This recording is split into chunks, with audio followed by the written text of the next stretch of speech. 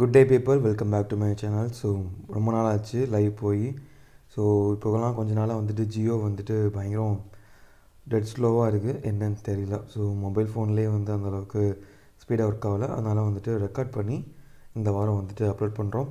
So இந்த ஜனவரி, பிப்ரவரி, மார்ச்சில் பார்த்திங்கன்னா நம்ம என்னென்ன ஸ்டாக்ஸ்லாம் வாங்கிட்டு இருக்கோம் அப்படின்னா டாபர், ஹெச்டிஎஃப்சி லைஃப், மெரிக்கோ, அப்புறம் மோத்தலாஸ் நாஸ்டாக் 100 வந்து விற்றோம் நடுவில். மதர்சன் சுமி, பிஜேஎன்விஐடி, SpiceJet and Wipro. Right again right. Wipro வந்துட்டு நடுவில் 2-3 தடவை வாங்கினேன். ஸோ ஸ்பைஸ்ஜெட்டும் வந்துட்டு கொஞ்ச நாளுக்கு அப்புறம் இப்போ தான் சும்மா 2-3 குவான்டிட்டி அப்படின்னு தான் வாங்கிட்டுருக்கோம். ரொம்ப பெரிய ஒரு பல்க் ட்ரேடாக எதுவும் பண்ணல நம்ம. ஸோ எனக்கு ஜனவரி மாதத்துலேருந்து 19 மார்ச் ரைட். ஸோ கிட்டத்தட்ட இந்த 2 மாதம் 13 நாள் பார்த்திங்கன்னா நம்ம பெரிய ட்ரேட்ஸ்லாம் நம்ம பண்ணலாம். நல்லா குறைஞ்சிருக்க ஸ்டாக்ஸ் மட்டும் தான் வந்துட்டு நல்லா டீப் ரெட்டில் 1-2 ஸ்டாக்ஸ் அப்படின்னு சொல்லி வாங்கிட்டுருக்கோம். ஸோ நம்மளோட போர்ட்ஃபோலியோ பார்த்திங்கன்னு வச்சிங்களேன், நல்லாவே ரெட்டுக்கு மாறிடுச்சு. ஸோ இது வந்துட்டு realized profit and loss.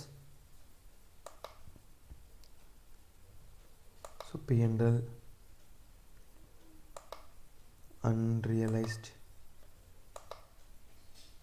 current financial year. Okay. So இப்போதைக்கு அன்ரியலைஸ்டு வந்துட்டு 6,000 ரூபா ப்ராஃபிட்டில் இருக்குது. ஸோ ஒன்லி ஐடிசி மட்டும்தான் இன்றைக்கு வரைக்கும் நம்மளோட போர்ட்ஃபோலியோ வந்து க்ரீனாக வச்சுக்கிறதுக்கு முக்கிய காரணமாக இருக்குது. ஸோ நம்ம நிஃப்டி பார்த்திங்கன்னு வச்சிங்களேன், செம்ம டவுன் ஆகிடுச்சு. கிட்டத்தட்ட வந்துட்டு ஒரு மாதமாக வந்துட்டு நல்ல டவுனில் இருந்துச்சு. அதனால் கிட்டத்தட்ட ஒரு 4,000 ரூபா 5,000 வந்துட்டு யூடிஐ நிஃப்டி இண்டெக்ஸ் ஃபண்ட் வாங்கியிருக்கேன். ஒருத்தர் கேட்டிருந்தார் இண்டெக்ஸ் ஃபண்ட் வாங்கலாமா இல்லை ஐடிபிஸ் வாங்கலாமான்னு சொல்லிட்டு. ஸோ என்ன வித்தியாசம் அப்படின்னா வந்துட்டு ட்ராக்கிங் எரர் கொஞ்சம் இருக்கும். அதாவது 0.02% மாதிரி வந்துட்டு ப்ளஸ் ஆர் மைனஸ் வந்துட்டு ஒரு டீவியேஷன் இருக்கும். ரியல்டி நிஃப்டி 50 ஸ்டாக்ஸ்க்கும் அதோட இண்டெக்ஸ்க்கும் யூடிஐயோட இண்டெக்ஸ் ஃபண்டுக்கும் சரி, அது மாதிரி நிஃப்டி பீஸ்க்கும் சரி, there will be some tracking error right. So இந்த ட்ராக்கிங் எரர் ஏன் வருது அப்படின்னா வந்துட்டு ஒரு சில ஸ்டாக்ஸில் வந்துட்டு அலோகேஷன் பார்த்திங்கன்னா மாற்றி இருக்கும். ஸோ நிஃப்டி 50ல் இருக்க அலோகேஷன் மாதிரியே எக்ஸாக்டாக எடுத்துருக்க மாட்டாங்க. There will be a slight deviation. So அந்த டிவியேஷன் தகுந்தாற்போல் வந்துட்டு அந்த ட்ராக்கிங் எரர் வந்துட்டு வரும். ஓகே. ஸோ இதுதான் வந்துட்டு லாஜிக்கு. ஸோ ஒன்று நீங்கள் நிஃப்டி யூடிஐ இண்டெக்ஸ் ஃபண்டு இல்லை ஐசிஐசியோட இண்டெக்ஸ் ஃபண்டு ஏதோ ஒரு இண்டெக்ஸ் ஃபண்டில் எது வந்து எக்ஸ்பென்ஸ் ரேஷியோ ரொம்ப கம்மியோ அதில் வந்து நம்ம வாங்கிறது சேஃப். ஸோ மியூச்சுவல் ஃபண்டை பற்றி ஃபுல்லாக தெரியணும் அப்படின்னா அது தனியாக ஒரு வீடியோ கொடுத்துருக்கேன், அது டிஸ்கிரிப்ஷனில் தரேன், பார்த்துங்க ரைட். ஸோ நிஃப்டி 50 பார்த்திங்கன்னா ஒரு இந்த லாஸ்ட்டாக வெள்ளிக்கிழமை மட்டும்தான் வந்துட்டு ஒரு 100 பாயிண்ட் கிட்ட வந்துட்டு ஒரு அப் மூவ் கிடச்சிச்சு. ஸோ அதுக்கு முன்னாடி வந்து 16,980-75 வரைக்கும் வந்துட்டு ஒரு டவுன் மூவ் போணுச்சு.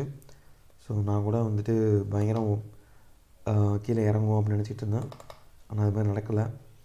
So it went up again. But வந்துட்டு வெள்ளிக்கிழமை வந்துட்டு யூஎஸோட டோ ஜோன்ஸ், நாஸ்டாக் 100, S&P 500 எல்லாமே வந்துட்டு ரெட்டில் தான் இருக்குது. அதுவும் மோர் தென் 1 பாயிண்டில் இருக்குது. டிஜேயும் S&Pயும்.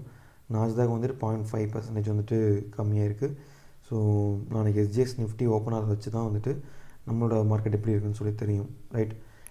ஸோ இந்த வாரம் இதோட முடிச்சுக்குவோம். வேறு எதுவும் நம்ம பார்க்குற அளவுக்கு டேட்டா இல்லை.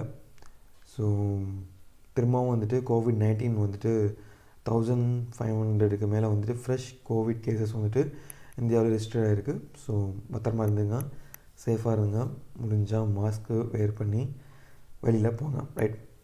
Bye guys. ஏதாச்சும் டவுட் இருந்துச்சு அப்படின்னா கமெண்ட் பண்ணுங்கள். நெக்ஸ்ட்டு வாரம் பார்ப்போம் ரைட். பாய்.